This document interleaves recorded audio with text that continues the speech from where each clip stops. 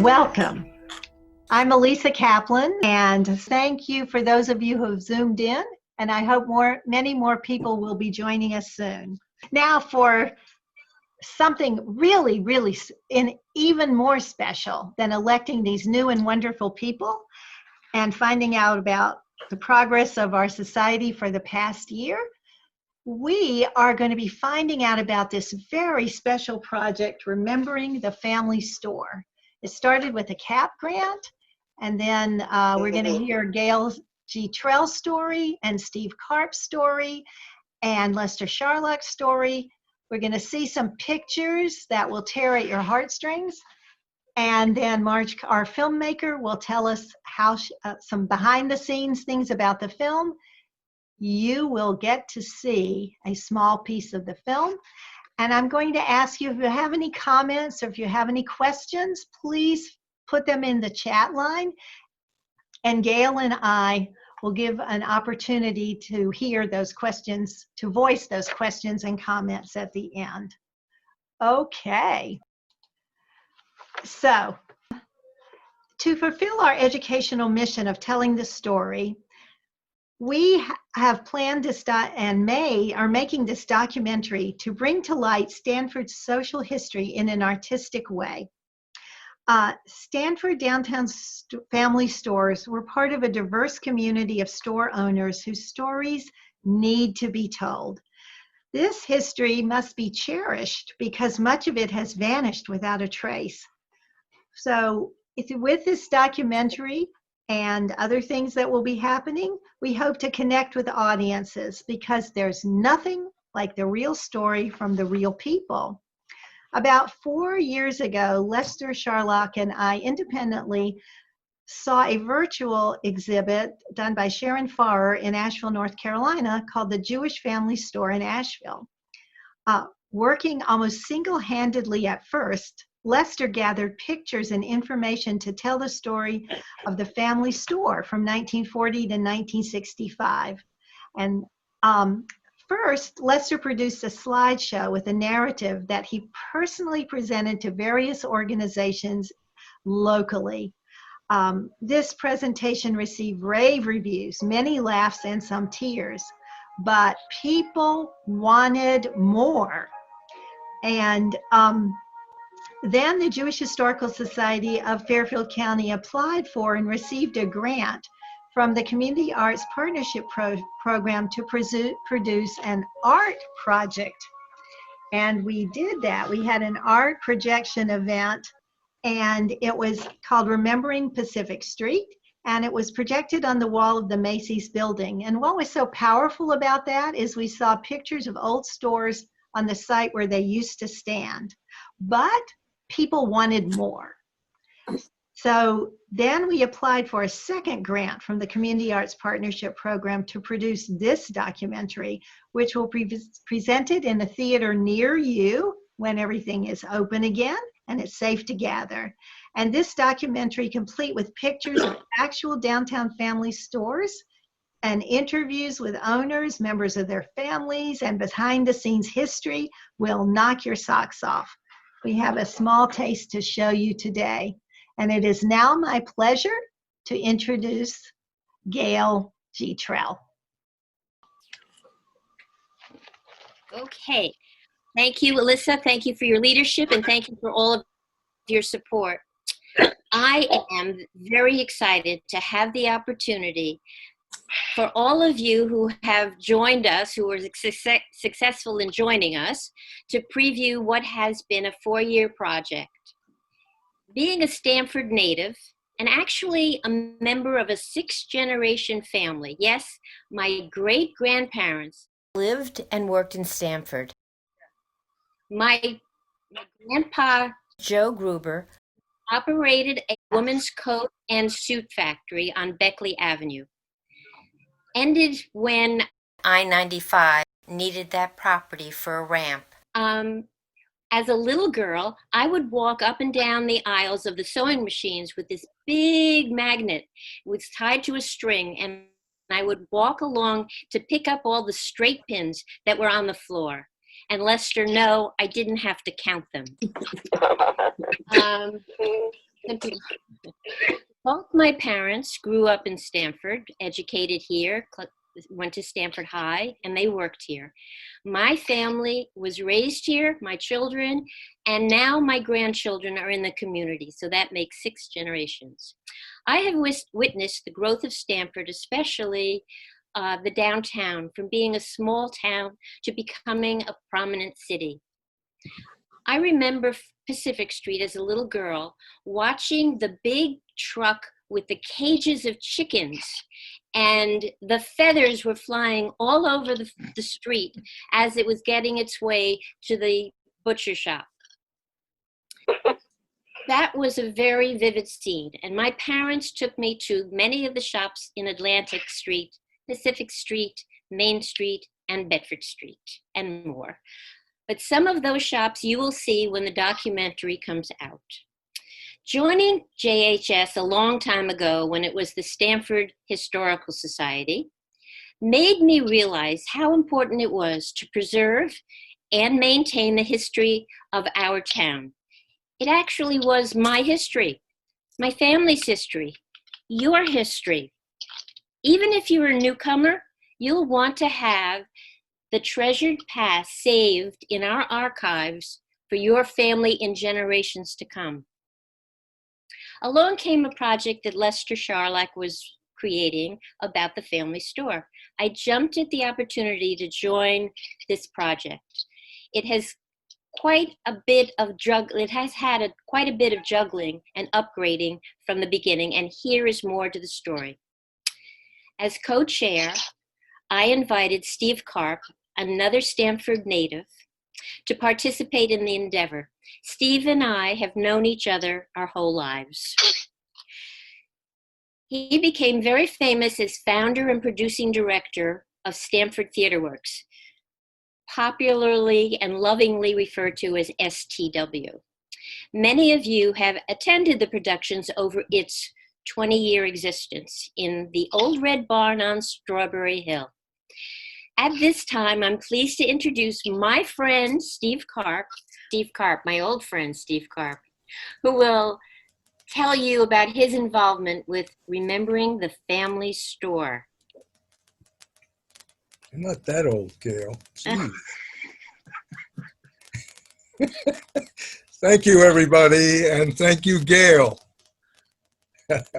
You know, Gail and I go back to when we were in kindergarten together, and we actually sat right next to each other on that first day in class at Hart School in Stamford, and I started to cry because I missed my mommy. And Gail leaned over, took my hand, and said, "Stephen, don't worry. Everything's going to be okay." Now, Gail's been telling me everything's going to be okay for the last 70 plus years. Anyway, yes, I certainly do miss STW. I miss it a whole lot. I was very sad when we closed on that fateful day in 2008 amidst the terrible financial disaster that was wreaking havoc throughout the world. And it actually closed not just STW, but a whole lot of arts institutions, which was very sad across the country. But I was very proud for as long as we did to present professional theater in Stamford, or at least our brand of professional theater in the greater Stamford community for as long as we did. And I run into lots of subscribers who tell me that they miss the theater, certainly as much as I do, and all of us who worked on the theater. But last summer, I was asked by Gail and Lester to participate in the Remembering the Family Store project, and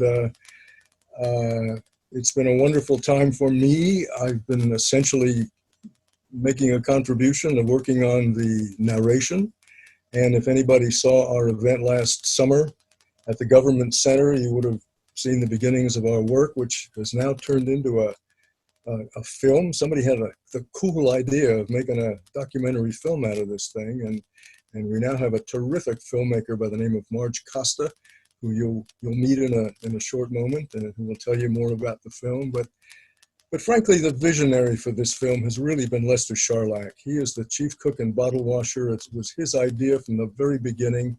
I know you've just heard how he has spent a number of years researching a lot of the photos of all of the old family stores before the Stamford Town Center and the mall and urban redevelopment and so forth in the downtown.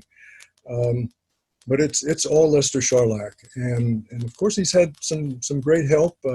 People like Ron Marcus, who was a maven himself in searching out a lot of old photos of these stores, and Arnold Yellen and Barbara White, and of course Gail and David Wise, and Alyssa herself has done wonderful work on this whole project. So without any further ado, I'm going to give you Lester, who's going to get you into this whole thing and tell you exactly how he got involved in it. So Lester, if you're there, take it away. I'm Lester Charlack, and I'm a Stamford native.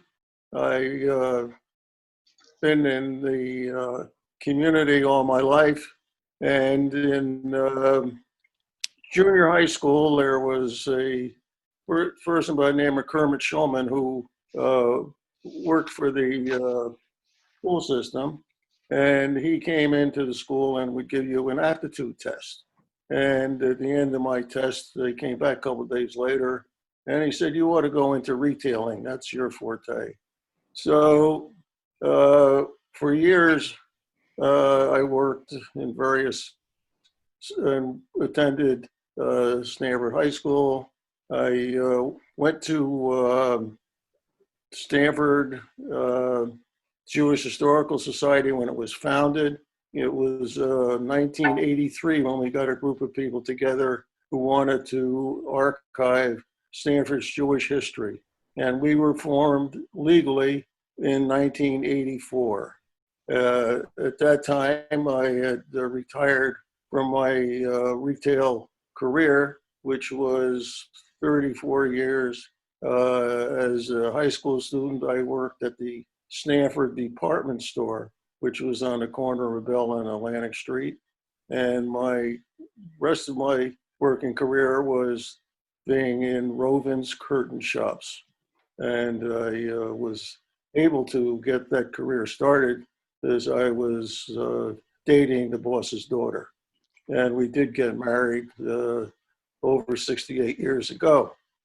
About 25 years ago, I got involved in the Oral History Project at the Jewish Historical Society.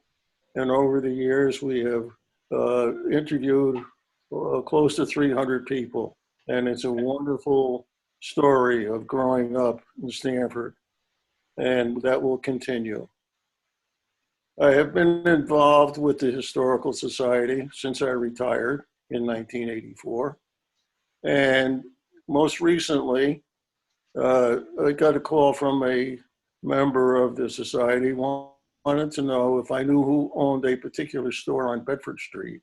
And I began to look, and we had nothing in our archives that told us about the history of the retail businesses in Stamford. And as I recall growing up and being a retail merchant, 80% of the stores were Jewish owned. So I began to gather names from my own memory and people I knew. And in no time, we had 400 names of Jewish-owned businesses in Stamford. Then subsequently, I began to collect pictures. And over 4 years, I think I have looked at 2,000 pictures, and we've narrowed that down to 200. And then we edited that down to about 160. So we have created a memory of what would look like in Stamford. And then we expanded as we got a government City of Stamford grant, and we included non-Jewish merchants as well. So we'll take a look now, and I'll show you a few of the pictures of stores that this was on Atlantic Street, across the street from the main post office. And it was owned by Harry Karp. And I can remember shopping there. The stores were open 6 days a week. Everyone was closed on Sunday. And the hours were 9:30 to 5:30. And early on in my career, we were open Saturday evenings. Then that changed to become 9:30 to 5:30, but open till 9 on Thursday evenings. And during the summer months, July and August, we closed at noontime to go to the beach. And Carbs Hardware is one of the few stores, family run, that still exists on Hope Street, run by Harry Carb's grandsons. Next. This was Brazel's kosher market on Pacific Street. There's Mr. Brazel, Hyman Brazel. His sister is next to him. His wife is next to him.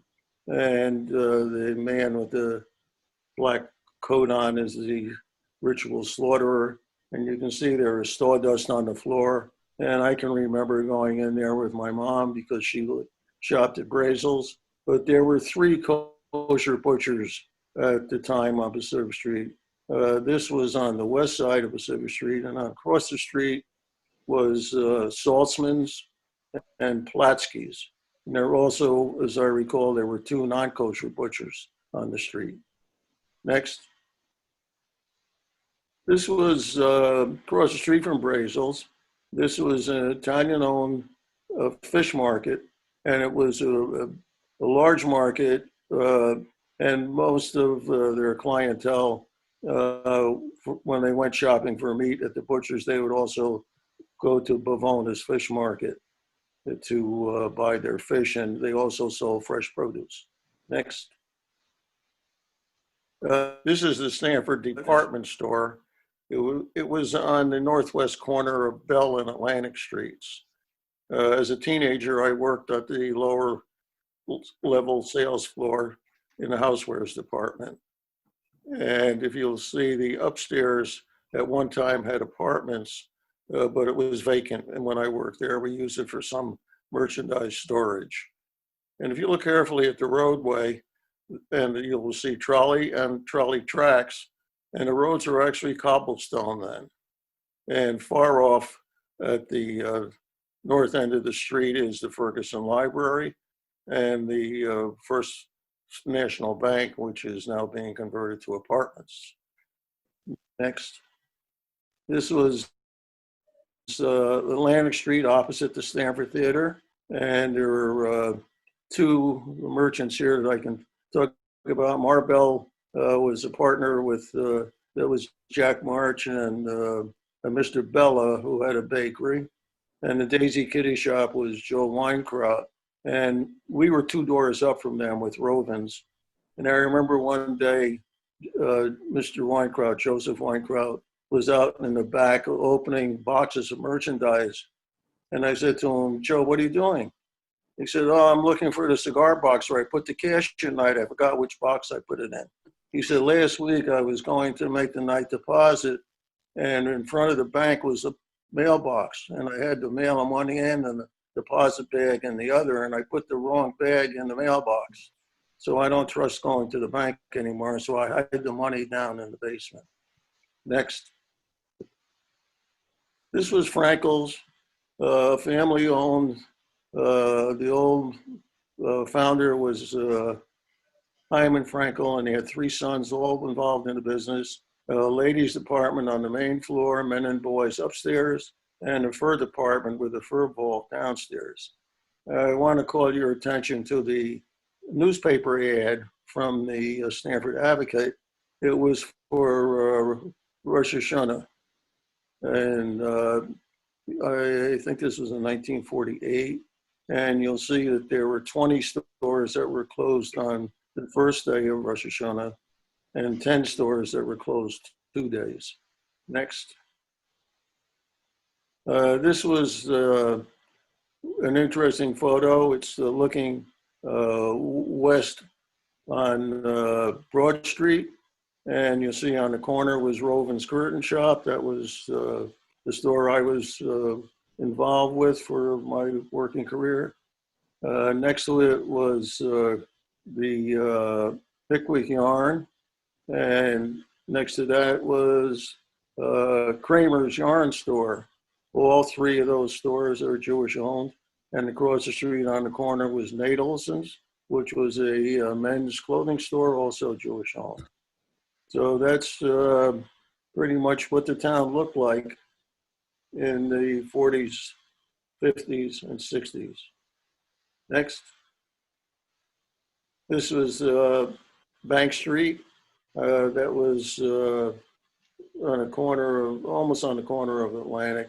And the bank was right next door. Silmay's was owned by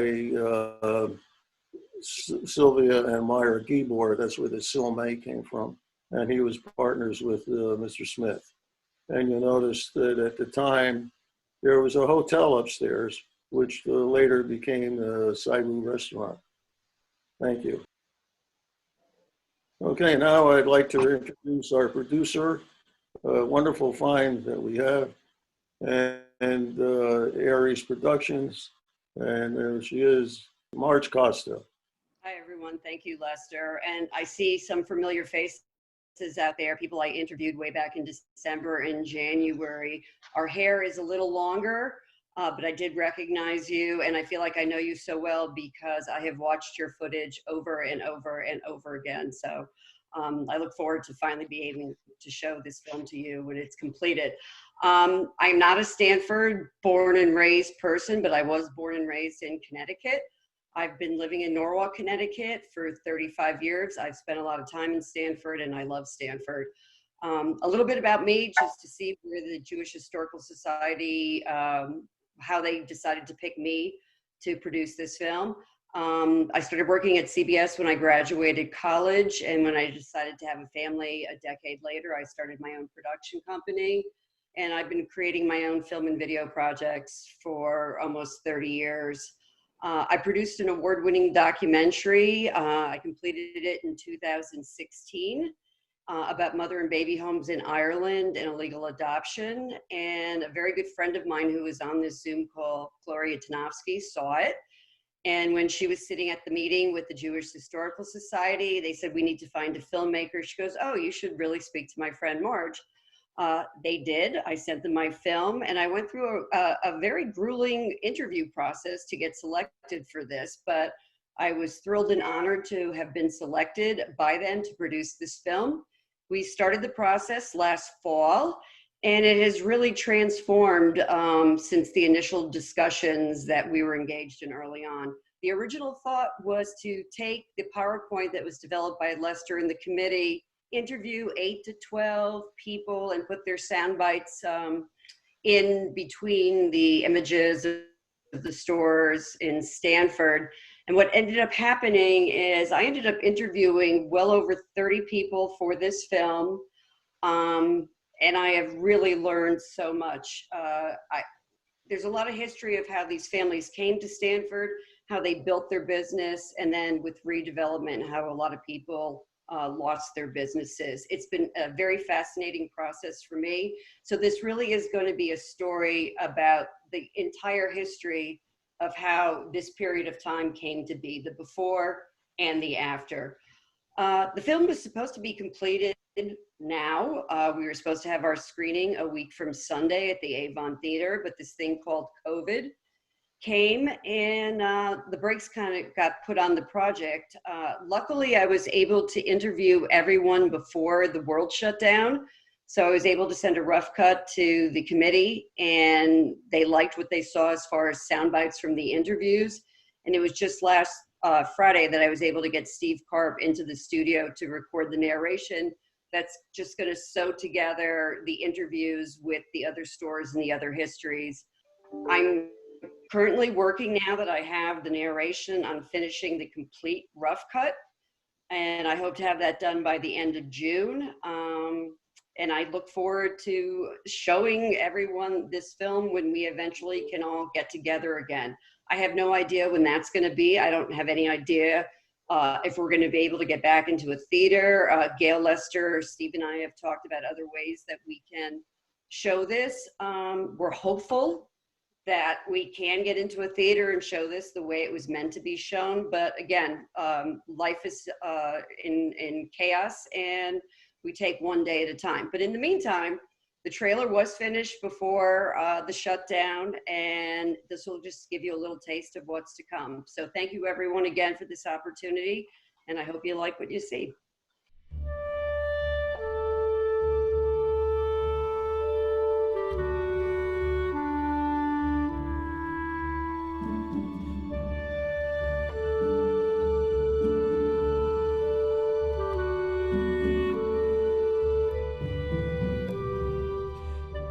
was a community where everybody knew everybody. A number of the families are still here. It really was the bedrock of Stamford in the first half of the 20th century. Pacific Street was certainly the center of the Jewish community, but it was more than that. It was really the center of the urban hub of Stamford itself. The store was too small to have a lot of staff. So if my father wasn't there, the store wasn't open. It was ingrained in my heart, soul, and being from a very early age that the food on my plate was there because of the customers that patronized our stores. And our customers, most of the people we almost knew personally and who had dealt for us through several generations. And it was a great business. My memories of a kid was really just going in and running around, and when I got to be too much of a nuisance, my grandfather would hand me a feather duster and ask me to go dust the nails. My job at age 6 was to make sure there was 100 paper clips in every box. And I worked in the shirt unit, and I folded shirts with the little old ladies that were there. Grandpa Harry, is what we called him, was a Polish immigrant and came to this country probably in the 1890s. He began a store, a newspaper cigar store in downtown Stamford. The story is that they came up on a train and they got off in Stamford, which was the first stop, and they looked around and they liked it. So they stayed here. He realized, and this was a breakthrough in his business, that he could freeze wires and then get a precise cut. It grew from a small men's clothing store to really like a department store. I remember the big counters with fish in it and vegetables and sawdust on the floor. And I grew up in that store. And I lived weekends. I would be down there helping him from the time I was very little. Mamas and Papa stores, people like Mamas and Papa stores. But Wise's paint store ended when Pacific Street ended. They destroyed the core center of Stamford, Connecticut. I constantly have dreams that I'm my age now and I'm with my father. And the store is boarded up. This is after we moved out. And he opens up the door when it was on Worth Street where we had our workshop, opens up the workshop door and I walk in and there's everybody. And it's just like, wow, they're all here. That's a nice show. And it's a wonderful dream.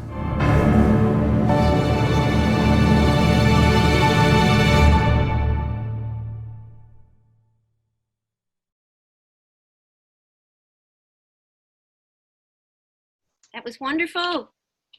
Bravo. I hope you enjoyed it. I just wanted to mention that we did so many interviews and we couldn't get everybody in. And we had so many more photos, but we haven't been able to show you. This was a taste of our documentary. This was just a taste of what it's all about and how we were putting it together. So you actually saw and heard about making of the documentary. I see some wonderful comments coming through on that chat box. It's really great.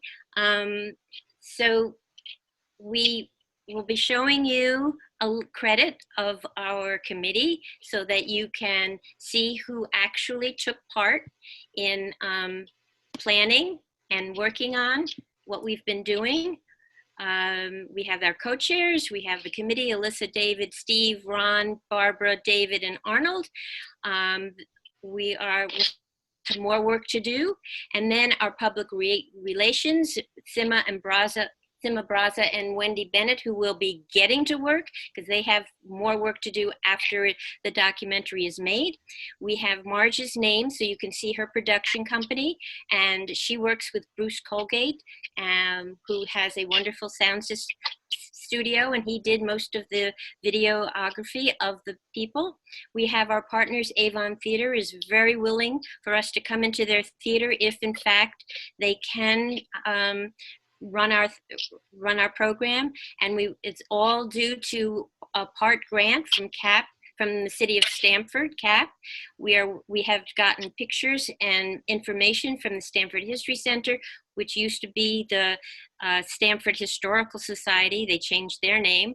And we also have gotten pictures and information from the City of Stamford Urban Redevelopment Commission, and we want to give them credit. So if you have any questions, if you want to get involved, at the bottom of the page, you have the contact information if you want to call us, and you have an email if you want to contact us, and you also can go onto our website if you want to become a member and see all the wonderful things we are doing and get involved with all of our activities. So let me check to see if we have any other particular questions. I know that everybody's excited and people think that it was wonderful, and we are still not finished. So there's more to come, and there's more to the documentary, and we're very, very proud. And all of our material, you must remember, is from our archives and our partnerships with the other members of the Stamford community. So I'd just like to add in, this will be a feature film. You just saw 3.5 minutes, but this will be well over an hour. It's not going to be 3 hours like Lord of the Rings, but will be over an hour. And every photo that you saw in the PowerPoint will be included in some way, shape, or form based on Steve's narration and just opening montages and everything else. But I think the interviews really did add to telling the story and making it more of a story than just a map of the stores in Stamford. It's really the history of how this all came to be. Right. Thank you, Marge, for adding that. That's important information. It is going to be a feature documentary. Yeah. Yes. We also want to mention that some of the photographs came from the public, just asking people for any storefronts or interiors that they had to loan us. And if you have anything, yes, we would like to have it for our archives. And I would also like to mention that we will be running a joint exhibit at the Stamford History Center with from the products and items that were sold during that period at the 6-month exhibit. Thank you. Yeah. Yes, the maps are very important. I have a question here. Will we use maps?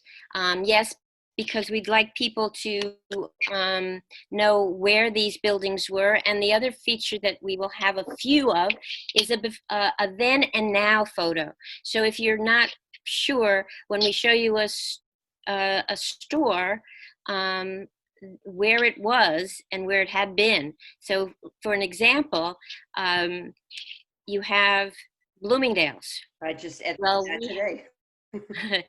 And Bloomingdale's was a beautiful store, and now we can show everybody who wasn't familiar with it, it's now Yukon. So there's going to be a few of where was that store, or looking now, this is what it was.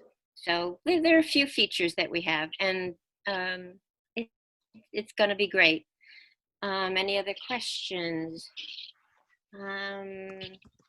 We have some out-of-towners. We've got people from Kentucky looking in. We have Chicago looking in, Connecticut, upstate. So we're really reaching around to everybody. So Alyssa, Illinois is there as any well. more? And so we have a few Levies from Illinois. And that's true. Yeah, but I saw them. So it's been a while. So yes. Do we end our production? Our presentation is officially ended. And again, if you just look on our website, you can get how to join, how to get involved, and if you care to support us in any way, you can donate. How's that? Sounds perfect to me. So I'd just like to add a special thank you to Lester, to Gail, to Steve, to Marge, and a special thanks to our tech support, David, Kathleen, and all of you who participated tonight. As you can see, the Jewish Historical Society of Fairfield County is a happening place and full of surprises. But glad to see that everyone's so adaptable and flexible, and we appreciate that so much. We can't wait for this movie to be out, and it is, like all the comments said, it is going to be fantastic, and I'm sure it will be award-winning as well. So film festivals, here we come. And so I hope you'll be able to join us again in the future for other events, like on Tuesday, June 23rd at 7 p.m. The author, Debbie Levinson, will be talking about her book, The Crate, which is a murder mystery, and it's a Holocaust story, and it's a memoir, all rolled into one. And I think it's going to be a great program. Again, we have a rich, thick, diverse history here in Stamford and all over Fairfield County, and we're here to make sure that people know the story because we tell the story. Thank you and good evening.